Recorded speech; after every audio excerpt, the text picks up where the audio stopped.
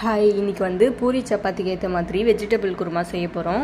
First குக்கரில் பட்டை வகையெல்லாம் சேர்த்துக்கலாம். அப்புறம் பொடியாக நறுக்கின வெங்காயம் சேர்த்து வதக்கிக்கலாம். வெங்காயம் நல்லா வதங்கின உடனே இஞ்சி பூண்டு சேர்த்துக்கலாம். இப்போது தக்காளி சேர்த்து வதக்கிக்கலாம். தக்காளி நல்லா வதங்கின உடனே மிக்சி ஜாரில் முந்திரி, தேங்காய், கசகசா, சோம்பு இதெல்லாம் சேர்த்து அரைச்சி இது கூடவே சேர்த்து வதக்கிக்கலாம். இப்போ பச்சை வாசனை போனதும் மஞ்சத்தூள் சேர்த்துக்கலாம். இப்போது கொத்தமல்லி, கேரட், பீன்ஸ், உருளைக்கிழங்கு சேர்த்து வதக்கிக்கலாம். இப்போது லைட்டாக வதங்கின உடனே மல்லித்தூள், தனி மிளகாய்த்தூள், குழம்பு மிளகாய்த்தூள் சேர்த்து வதக்கிக்கலாம். இப்போ பச்சை வாசனை போனதும் தண்ணி சேர்த்து விசில் விட்டுக்கலாம். ஒரு விசில் வந்தோடனே ஆஃப் பண்ணிடலாம். அவ்வளோதான், சுவையான வெஜிடபிள் குருமா ரெடி ஆகிடுச்சு. இது மாதிரி நீங்களும் ட்ரை பண்ணி பாருங்கள். இந்த வீடியோ பிடிச்சிருந்துச்சுன்னா லைக் பண்ணுங்கள், ஷேர் பண்ணுங்கள், கமெண்ட் பண்ணுங்கள். மறக்காமல் சப்ஸ்கிரைப் பண்ணிவிடுங்க.